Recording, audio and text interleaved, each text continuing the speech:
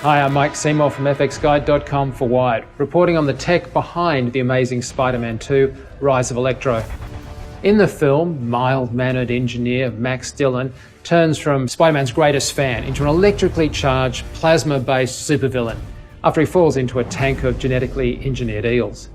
And it was down to Sony Pictures Imageworks to transform the actor, the Academy Award-winning Jamie Foxx, into the glowing, transparent and lightning-charged Electro.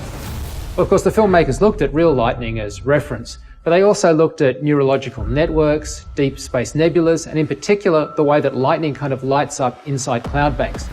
And this drove the idea that Electro is actually flowing with energy, and it's firing and acting a bit like a storm inside his body.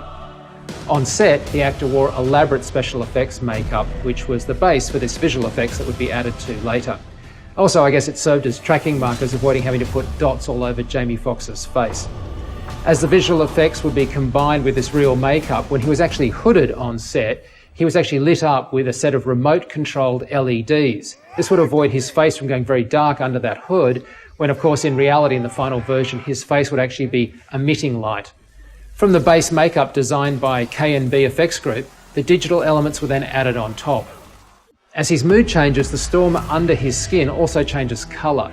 And this is particularly important because as he was transparent, the team had to model his bones, his veins and his organs, as well as provide blood for this energy to, well, effectively light up.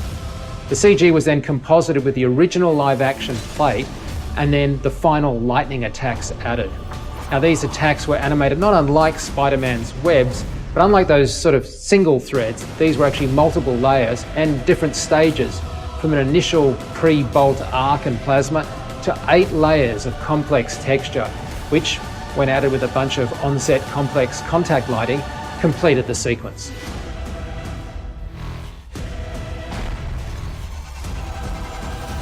Well, don't forget to subscribe for more behind-the-scenes action. I'm Mike Seymour for Wired.